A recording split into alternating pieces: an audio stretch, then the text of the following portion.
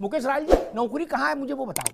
बाकी तो आप सब लोग जानते हो कौन सी धारा है, कौन सी उपधारा है, कौन सी नियम है, वकीलों ने आपको सब समझा दिया। क्या कोर्स भूल गए हो, लेकिन वकालत सब समझा दी वकीलों ने। हमारे उत्तर प्रदेश में भी यही है। कोई इम्तिहान होता है ना, पर्चा देते ही लड़का सीधे इलाहाबाद निकल जाता वकील के पास। क्या केस में मुकदमा फाइल करना है क्या? मेरे पास आते थे नौजवान इतनी इतनी फाइलें लेके, और जवाहरलाल नेहरू के समय तक के नोटिफिकेशन उनको याद होते थे। भर्ती कहां है भैया? मनोविज्ञान तो ठीक है, हमको भर्ती तो बताओ। देश में किस राज्य में भर्ती निकल रही है कि सारे बीटीसी वाले लग जाएंगे या बीएड वाले लग जाएंगे? मुकेश राय सर, मैं बताना चाहूंगा कि आज मैं अवधेश जी उपाध्याय जी को सुनकर मुझे ये प्रतीत हो गया कि पूरे देश के 1 करोड़ बीटीसी धारियों के खिलाफ बयान दे रहे हैं, उनके खिलाफ याचिका दायर कर रहे हैं कि इनको नौकरी नहीं मिले। केवल 50 करोड़ जो गरीब बच्चे, नन्हे मुन्ने बच्चे, गरीब जो शिक्षा प्राप्त करते हैं सरकारी स्कूलों में, उनके खिलाफ बयान दिया इन्होंने। आज मैं इनका खिलाफ आज मोर्चा खोलते हैं कि ऐसे बीजेपी पार्टी है जिन्होंने हमें सुप्रीम कोर्ट तक रगड़ा है कि ऐसे बीटीसी धारियों को नौकरी नहीं मिले। केवल नौकरी बीएड वालों को देना चाहते हैं। ये एक आंख से नहीं देखते, ये दोनों आंखों से देखते हैं, एक आंख से नहीं देखते, एक समान नहीं देखते ये लोगों को। भाई एक मिनट, क्या अवधेश जी की बात है, उन्होंने ये नहीं कहा ना मुकेश राय, उन्होंने ये नहीं कहा नहीं है बीटीसी धारी बेरोजगार नहीं है। क्या क्यों किया आपने? कानून का उल्लंघन क्यों किया? 28 जून क्यों देखता है?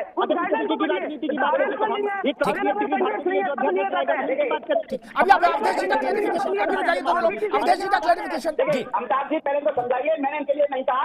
मैंने कहा जितना बीटीसी वाले हमारे लिए महत्वपूर्ण है, उतना ही बीएड वाले भी महत्वपूर्ण है। दोनों ही घर के बच्चे हैं, किसी के साथ अनहित नहीं होना चाहिए, दोनों के साथ हित होना चाहिए। मुकेश जी गलत राह पे जा रहे हैं। आपकी पार्टी ने बोया है 28 जून। अरे भैया, आपकी पार्टी ने बोया। अच्छा सुनो, मुकेश जी जवाब दीजिए। मुकेश जी एक बात करिए, एक बात बताइए। मुकेश जी एक बात सुनिए मेरी। 2018 को नोटिफिकेशन आ गया, वो फिर जो कांग्रेस सरकार जो राजस्थान ने उसे वो बंद कर दिया, उसे बीएड को अलग कर दिया गया। फिर बीएड के छात्र जो है सुप्रीम कोर्ट गए। अरे भाई इसमें सरकार का क्या रोल है, आप मुझे बताइए।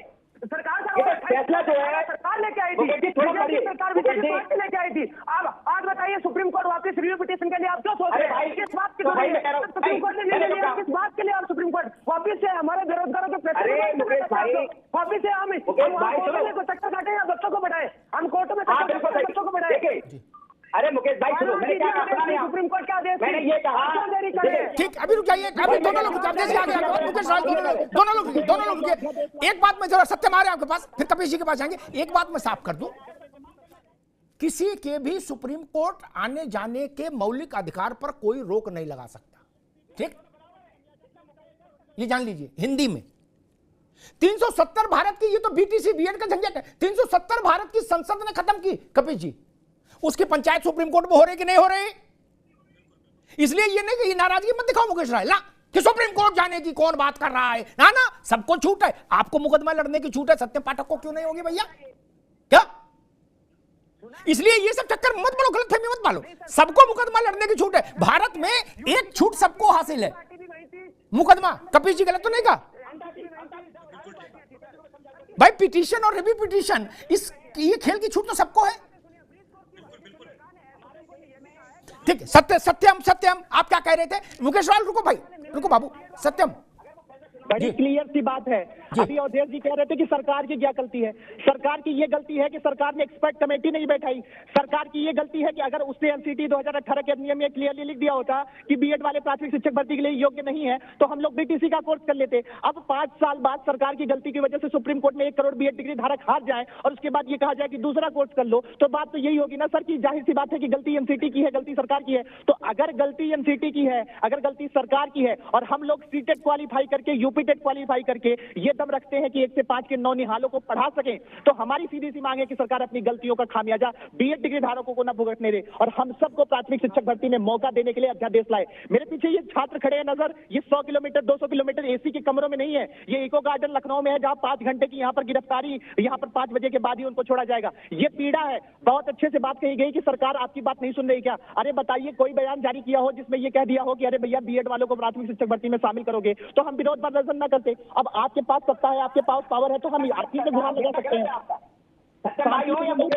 सरकार का इसमें कोई रोल नहीं है। माननीय एक मिनट ठीक है, एक मिनट रुकिए, सत्यम रुकिए, मैं एक प्रश्न लेके, एक मिनट अवधेश जी, एक मिनट रुकिए। Kapil ji, apart from party politics, politics is quite okay, लेकिन पार्टी पॉलिटिक्स कई बार बहुत गंदी हो जाती है, उसमें बहुत तुतुमे में, मैं उसमें नहीं पढ़ना चाहता, माफ करिए। मैंने शिक्षा मित्रों के केस को फॉलो किया from the day one, right from Kalyan Singh ji to Akhilesh Yadav, जब तक उनका समापन नहीं हो गया नौकरी का। ठीक, कोर्ट ने उसमें यह नहीं कहा था कि जो शिक्षा मित्र बने इनका चेहरा हमें पसंद नहीं, इनके कपड़े पसंद नहीं, ये नहीं कहा था। क्या ये भी नहीं कहा था इनकी जो डिग्री है, मार्कशीट है, फर्जी है, ये भी नहीं बोला था। उसने कहा सरकार ने जो प्रक्रिया अपनाई, जो नियमावली बनाई, वो फॉल्टी है, इसलिए हम इनको विदा कर रहे हैं। क्या नियमावली किसने बनाई? शासन ने। प्रक्रिया गलत किसने फॉलो की? शासन ने। और विदा कौन हुआ? हमारे घर का लड़का।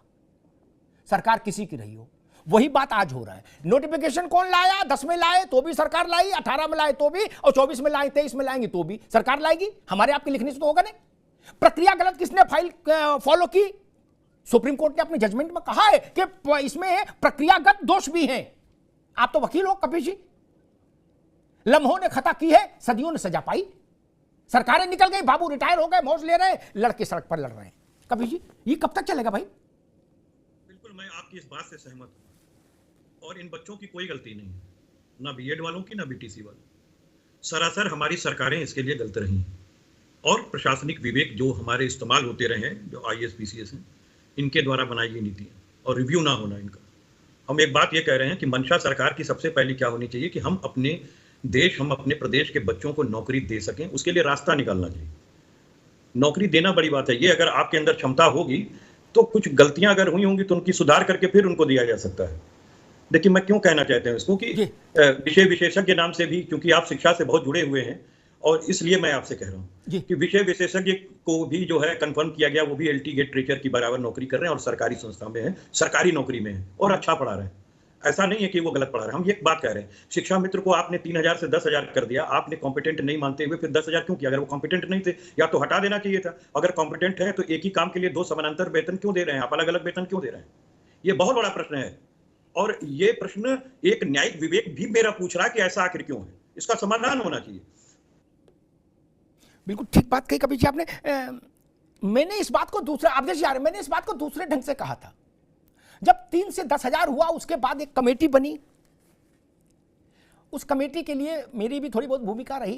क्या वही गोल गोल बातें आई। मैंने कहा कि भाई सरकार इंपावर्ड है, 10,000 करने के लिए अगर इंपावर्ड है तो 1 लाख करने के लिए भी इंपावर्ड है। कोई कोर्ट उसको रोक नहीं सकता, मानदेय कितना दे। ठीक, ये तो सरकार तय करेगी ना। मैंने कहा इनका 25,000 कर दीजिए, क्या दिक्कत है? और रिटायर हो जाएंगे सारे लोग। अब नए शिक्षा मित्र तो आ नहीं रहे, पुराने समय की भर्ती है, सम्मान पूर्वक जीवन जी ले, रिटायरमेंट ले ले।